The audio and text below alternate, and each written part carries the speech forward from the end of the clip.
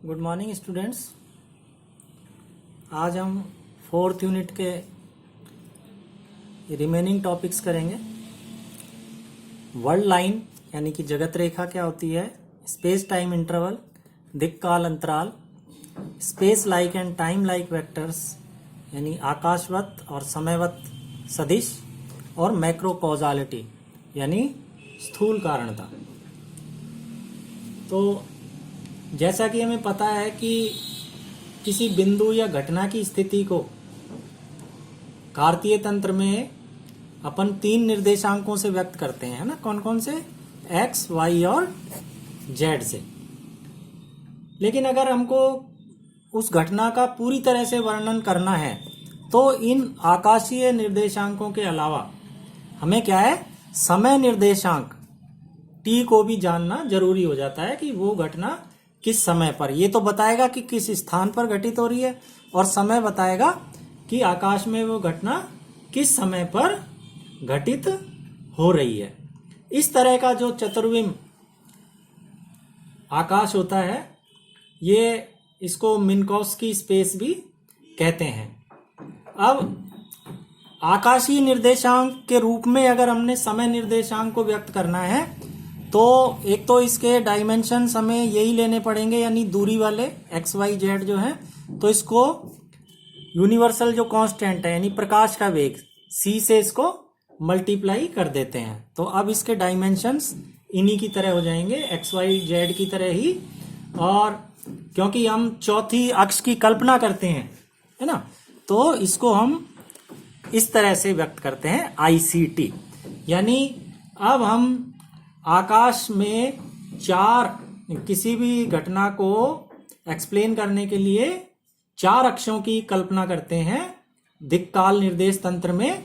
और वो 4 अक्ष क्या हो गई? x, y, z और ICT। ठीक है, ये इमेजिनरी अक्ष है जिसकी हम कल्पना करते हैं। तो ये जो है ये चतुर्विम आकाश कहलाता है। अब चतुर्विम आकाश में जैसे ये कोई बिंदु है, इसको जैसा आपको हमने बताया कि इसको बताएंगे हम x, y, z और ICT। ICT क्या हो गया? ये समय निर्देशांक हो गया जो समय बताता है। और मूल बिंदु क्या हो जाएंगे? 0, 0, 0, 0। और ये स्थिति सदिश हो जाएगा OP, है ना। तो O से P तक की दूरी, है ना, लंबाई इसकी क्या हो जाएगी? √x² plus y² plus z² plus ICT का होल स्क्वायर, यानी कि √x² plus y² plus z² minus c² t²। ये जो है ये इस सदिश की लंबाई कहलाती है, OP सदिश की लंबाई। ये क्या हो जाएगी? √x² y² plus z² minus c² t², यानी मूल बिंदु से P बिंदु की दूरी। ये जो राशि है, अगर संकेत जो प्रोड्यूस हो रहा है वो प्रकाशीय संकेत है तो उसके लिए तो ये राशि 0 हमें प्राप्त होती है, ये 0 होती है। लेकिन द्रव्य कण अगर होते हैं, मटेरियल पार्टिकल होते हैं जिनका की वेग प्रकाश के वेग से कम होता है, उस केस में इस राशि का मान 0 नहीं होगा। अब इस चतुर्विम आकाश में इस बिंदु की स्थिति या किसी भी घटना की स्थिति जो है उसको हम जगत बिंदु कहते हैं। इसको ये बिंदु क्या कहलाएगा? क्या कहलाएगा? जगत बिंदु। ये कहलाता है जगत बिंदु। और ये कण समय के साथ जो पथ तय करता है, जिस रास्ते पर चलता है, ठीक है, वो कहलाती है जगत रेखा या वर्ल्ड लाइन कहलाती है। तो वर्ल्ड लाइन क्या होगी? किसी कण द्वारा तय किया गया पथ चतुर्विम आकाश में वो कहलाता है वर्ल्ड लाइन या जगत रेखा कहलाता है। अब ये जो जगत रेखा है अपने को पता है प्रकाश के लिए, यानी प्रकाश में क्या है, फोटोन कण होते हैं, तो इनकी जो जगत रेखा है वो सदैव क्या होती है? सरल रेखा होती है। वो हमेशा सरल रेखा होती है। प्रकाश कणों के लिए जगत रेखा सरल रेखा होती है। लेकिन और जो गतिशील कण हैं प्रकाश कण के अलावा, तो चतुर्विम आकाश में उनकी जो जगत रेखा है वो किसी भी प्रकार की हो सकती है। अब मान लो हम चतुर्विम आकाश में कोई जड़त्वीय निर्देश तंत्र एस है, उसकी मान लो ये जगत रेखा है, ठीक है ना। तो जगत रेखा पे मान लो हम कोई दो बिंदु ले लेते हैं, x1, y1, z1 और IC-T1, ठीक है ना, ये ले लेते हैं। ये एक बिंदु हो गया P, और एक और बिंदु कुछ समय बाद जो होता है वो हम ले लेते हैं x2, y2, z2, IC-T2, ठीक। तो इन दोनों बिंदुओं के बीच की जो दूरी है ना, उसका अगर अपन वर्ग लें तो वो क्या होगा, del S square is equal to C square T2 minus T1 square minus x2 minus x1 square minus y2 minus y1 square और minus z2 minus z1 square. तो ये दो बिंदुओं के बीच की जो दूरी है ये दिक्काल अंतराल कहलाता है, या दूरी का वर्ग, ठीक है ना, ये कहलाता है। और इसी तरह ये तो एस तंत्र में हो गया। एस डैश तंत्र में अगर हम देखें इसी को ही, तो ये क्या होगा, दिक्काल अंतराल, इसको एस डैश, एस की जगह एस डैश लगा देंगे तो सी स्क्वायर, ये तो चेंज होती नहीं है, इनमें डैश लग जाएगा, T2 dash minus T1 dash square, x2 dash minus x1 dash square minus y2 dash minus y1 dash square और minus z2 dash minus z1 dash square. तो ये एस डैश तंत्र में दिक्काल अंतराल हो गया और ये एस तंत्र में हो गया, तो दूरी का ये वर्ग हो गया। अब अपने को ये पता है आइंस्टीन की स्पेशल थ्योरी ऑफ रिलेटिविटी का जो फर्स्ट पोस्टुलेट है, उसके अनुसार जितने भी जड़त्वीय निर्देश तंत्र हैं सब समान होते हैं, यानी सभी जड़त्वीय तंत्रों में किन्हीं भी दो बिंदुओं के बीच में ये जो दिक्काल अंतराल का वर्ग है ये हमेशा निश्चल रहता है, ठीक है ना। इसको प्रूव भी किया जा सकता है। तो हम क्या लिख सकते हैं कि del s dash square is always equal to del s square.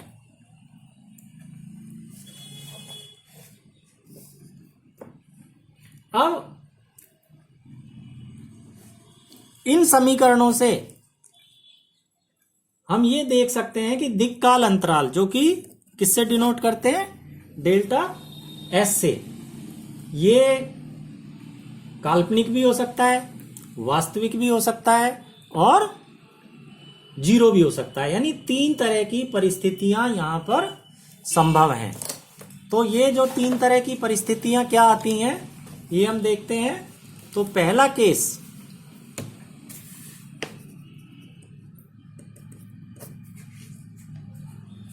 पहले केस में हम क्या लेते हैं कि मान लो ये del s square this is equal to zero. अगर डेल एस स्क्वायर क्या है, जीरो के बराबर है, यानी दिक्काल अंतराल जो है क्या है, शून्य,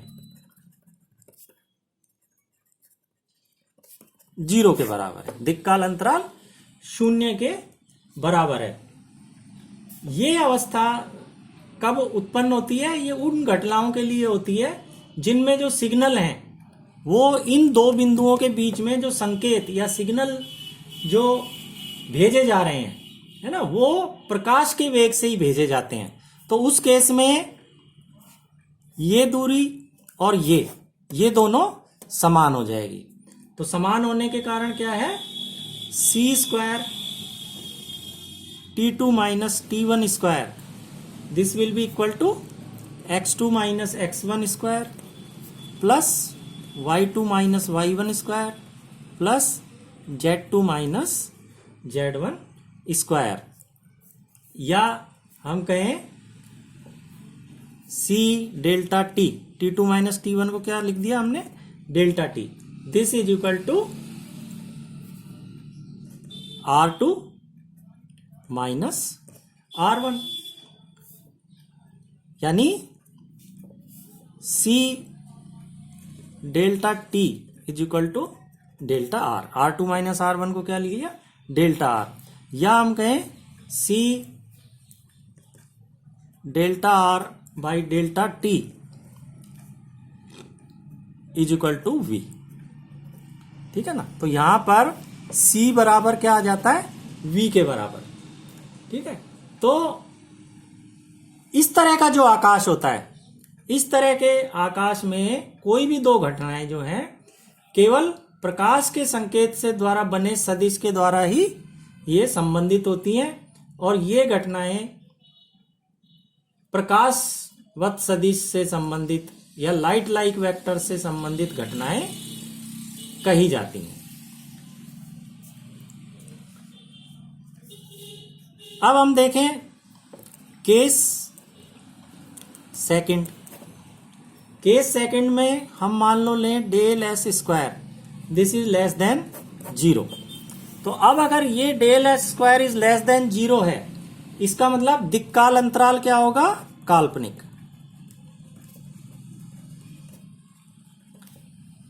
यानी डेल एस क्या होगा, ये इमेजनरी होगा। इस केस में क्या होगा, ये काल्पनिक होगा। तो ऐसी जब अवस्था होती है तो इसमें दिक्काल अंतराल को हम क्या कहते हैं, आकाशवत अंतराल कहते हैं। आकाशवत अंतराल ये कहा जाता है, स्पेस लाइक इंटरवल। और जो इस तरह की दो घटनाएं जो संबंधित होती हैं, वो जो सदिश होता है वो आकाशवत सदिश कहलाता है। अब इसमें क्या होगा, C square T2 minus T1 square will be less than X2 minus X1 square plus Y2 minus Y1 square plus Z2 minus Z1 square, या C square T2 minus T1 square is equal to C square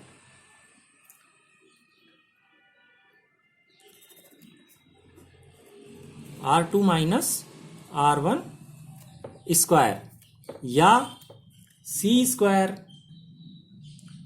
delta T square is equal to delta R square, या हम कहें कि C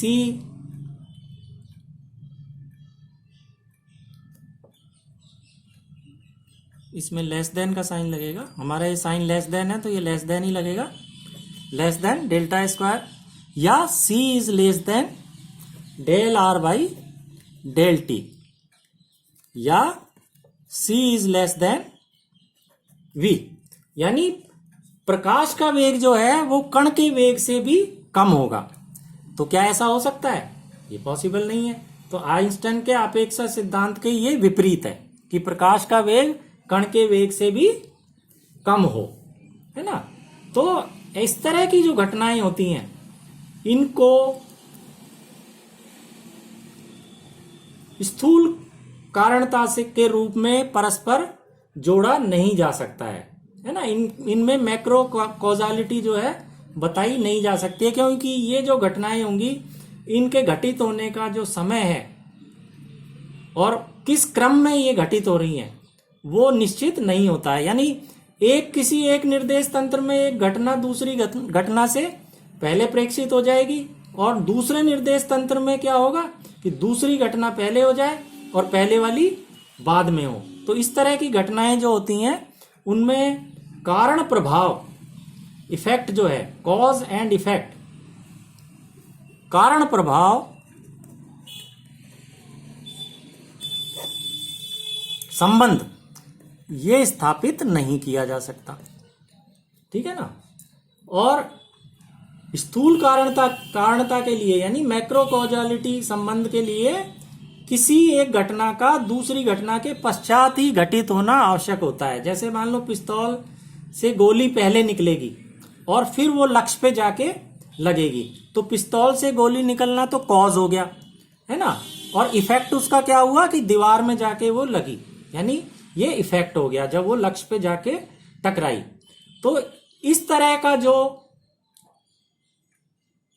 घटनाक्रम है, यानी एक घटना पहले ये घटे और उसके बाद उसका इफेक्ट आए, इस तरह से अगर घटती है तो हम मैक्रो कॉजलिटी बता सकते हैं, अन्यथा नहीं बता सकते। तो इस केस में ये संभव नहीं है, जबकि डेल एस स्क्वायर दिक्काल अंतराल जो है काल्पनिक हो, तो इसमें मैक्रो कॉजलिटी को नहीं बताया जा सकता। अब हम देखते हैं